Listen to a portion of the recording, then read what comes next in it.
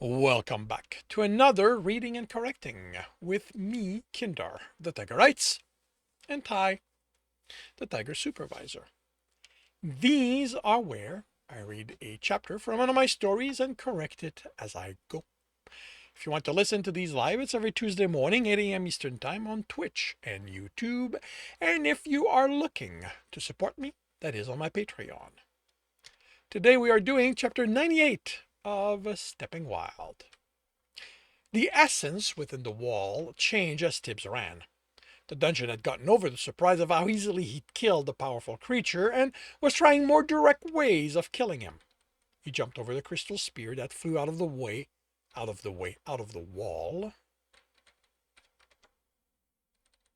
Then under the next one. A metal shield blocked those he couldn't avoid when the dungeon sent multiple, having to stop at one point and encase himself. You know what? This is implied, so encase himself until the attack ended. Just let it happen, it ordered. As Tibs ran again, if it had been a person, he'd have thought they sounded out of breath. I am going to drink you up. Ahead, in the oddly straight corridor, it did something to the floor and under it. Since it had absorbed its helper, it should know what it had, so why weren't there room? Added twists, at least. And it purposely ignored how dungeons functioned because it didn't know why it would do that, other than it felt like there was no point in using that essence since it wouldn't let anyone further than the entrance.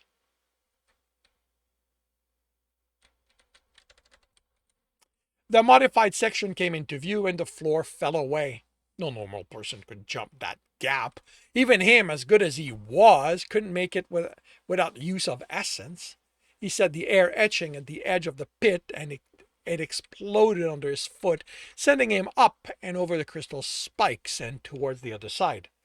The dungeon was already changing things. The stone rose along the pit where his trajectory took him. He waited until he was at the top of his arc before forming the air disc, then kicked off it, sending him to the other side of the room where the dungeon had the stone rose there too.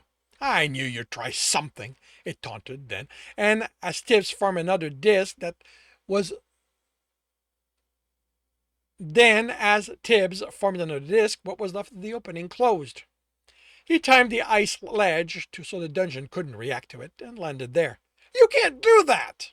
You said the lack of rules. Well, I'm saying no ice ledge allowed. The stone shifted against the ice, and Tibs moved that along. It forced him to adjust his footing, but that barely required thought. Rogues don't care about rules. Stop that! He snorted and focused on leaving this room. The wall was dungeon-made stone, and they could be made to resist nearly everything. Stowe had made his impervious to corruption after Bardic had used that to try to reach a score and destroy him. But they had limits. Those were, in part, dependent on how strong a dungeon was. He knew this wasn't what they were, but Tibs only thought of dungeon-made walls and items as a form of weaving, even if there was something of etching in them. That meant the dungeon needed to focus on them. Actually, I need to flip that around. Because weaves don't require thought. That's what makes them weaves and not etching. Etching requires constant focus. As a form of etching, even if there was something of weaving in them, that meant a dungeon needed to focus on them. That Tibs could steal that essence if he was the stronger of the two. What are you doing? It asked as Tibs pushed a strand of stone essence into the wall. It resisted tightening its essence, but it remained woven, etched. So, no matter how solid it looked and felt to his touch, his strands slipped through the gaps among the dungeon's essence. He wrapped a strand around one of the dungeons, teaching you a lesson. He made it his. What was that? He moved his control along that strand while wrapping another one. He lost count of how many strands he was gaining when it understood and fought back. If you think I'm letting you just steal from me, you shouldn't have let a rogue in then. The dungeon had strength. He couldn't sense its reserve the way he could with adventurers, but to be able to make as much as dungeons did, he wouldn't be surprised if to find it rivaled is nearly a bottomless reserve. What it lacked was skill. It tightened its will, but Tibs maintained his strands within that, moving against it in sections. Moving against it in sections. Oh, against. Okay. Against in the sections it focused on was impossible, but it wasn't focused on the entire wall. Tibbs extended his control to any part it wasn't holding, forcing it to shift its attention and loosen its control over others. Slowly, Tibbs gained control over the... That is enough! The essence in the wall became solid in a way that caught him by surprise. I am done playing with you. It had taken hold of all the essence. That was impressive. Or possibly not. Neither Stone nor Furman had to do that against him. Maybe every dungeon could. Still, this wasn't over. If you had been willing to let me teach you, he added, his will to the essence locked within the wall. To his essence locked within the wall. Learning there is always someone stronger than you wouldn't have been this painful. He pushed. No. The cracks filled as they form within the essence, but not entirely. He pushed harder. You can't do this. The wall groaned. The essence bowed away from him, then reformed with more groaning as the dungeon fought back. Tibbs put his hand on the wall, anchored his feet and will, and pushed. The stone moved. No! His physical push didn't help, but made him feel good about the stone shifting under his hands. He pushed. Stop it! Cracks formed on the surface, and he filled them with his essence to keep the dungeon from reinforcing it. He pushed. The dungeon screamed in pain as the wall broke, a crack forming from ceiling to the bottom of the pit. The wall was the pit. The wall was part of. A crack from ceiling to the bottom of the pit the wall was part of. It was everything it made within its influence. It could shift its attention to another part and lessen what it felt, but it wasn't entirely focused on here, on Tibbs, on this wall. He screamed as he pushed. The dungeon screamed back, but in pain. The wall exploded away from Tibbs. He straightened and dusted his hands off nonchalantly, not giving away how doing this had strained him. He stepped over the rubble and walked further into the dungeon. I'm going to make you pay for it. For this, it promised darkly. And I'm going to show you that working with a runner is always better than working against them. You are nothing, it snarled. A stone pillar erupted from the wall and slammed Tibbs into the opposite one. He put his hand on each side and his will on all of it and heaved. It chattered. I'm a runner. I've gone up against a dungeon who was much stronger than you. He pushed me and my friends, ate some of them, but he was a good dungeon. You don't even compare to him.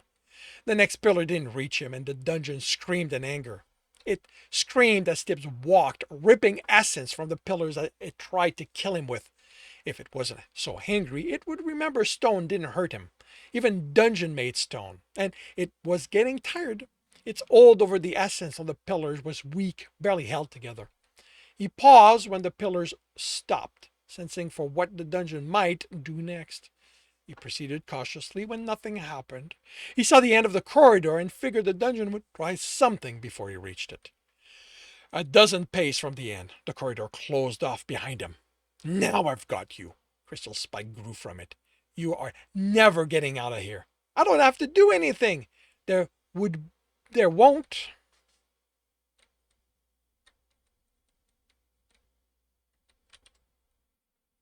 There won't be much left for me to drink of, but I'll happily watch. Where did I go there? You wither away, however long that takes. Clever. The dungeon had linked the strands within the wall with so much arcaneness, Tibs doubted he'd managed to break it apart. See? I don't need you to learn. I don't need you to learn. Tibs didn't point out that without him forcing them, they wouldn't have thought to try this. He figured that most people in this situation would spend all their energy on escaping the dead end. There's only one problem. Oh? The tone was mocking. He turned away from the new wall and faced the end of the corridor, the chamber he sensed beyond it, all the essence funneling in and out of the cradle at the further at the furthest point. He stepped to the wall. There's no room left.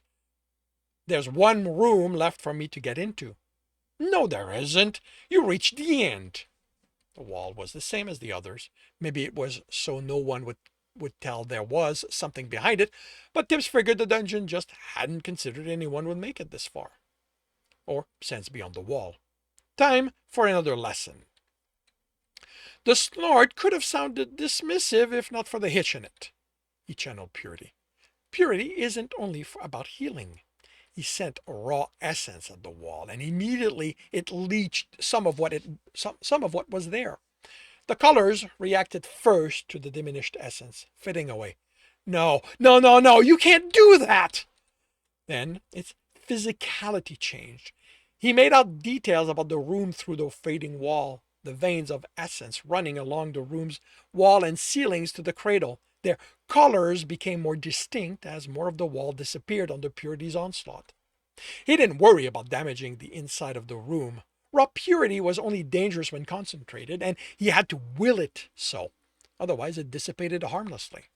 The dungeon added essence in an attempt to reinforce the wall, but it was too late, and it didn't seem to have much to work with anymore. It leached away as soon as it was pushed within the wall. How? How can you know about this? We're not supposed to tell anyone. No one told me.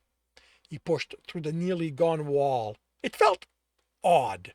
It resisted the way a wall would, but at the same time he slipped through what made the wall real. You should have hidden your cradle better. If your helper was there, they would have told you under your floor is better. The cradle was beautiful. All those colors flowing in and out of it without ever mixing into a muddled mass. Thick like the roots of a tree, joining at the center of the back wall, at the crystal in the cradle at the core. It was his first time seeing an intact cradle. Stoves had been destroyed by the color had been draining away. The destroyed dungeon's cradle had barely been noticeable, without color, without life, just like the rest of it. He took it in. He wished he didn't have to do this. Don't, the dungeon warned as Tib reached for the core. You can't survive touching that. There's so much essence in there that you'll just cease to be. He sensed the core. There was a lot of essence there, more than he thought he could contain that could be contained in something that small. You don't have that much essence left. He closed his fingers around the core, digging into the stone of the cradle. There was enough essence. Was there enough essence there to overflow his reserve? Please don't. It pleaded, I'll do better. I don't believe you. He tightened his grip on it. I didn't know what I was doing when I drank my helper. I had no one to guide me. You can't hold me responsible for doing things I didn't know I shouldn't be doing. He hesitated, then shook his head. You know what your helper did. You chose to go against that knowledge. I offered to help you, and you refused. There's no one anywhere around. What else was I supposed to do? How can I be a dungeon without people? Please, have pity on me. No. He pulled, and the dungeon screamed in pain as the core came free from the roots connecting it to the rest of itself. And that concludes chapter 98 of Stepping Wild. If you are enjoying this, please leave a like. If you want to know when the next chapter will be up, subscribe and hit the bell. If you want to read this story, it is available for free on Royal Road. If you want to read ahead of that and support me in the process, that is on Ream Story.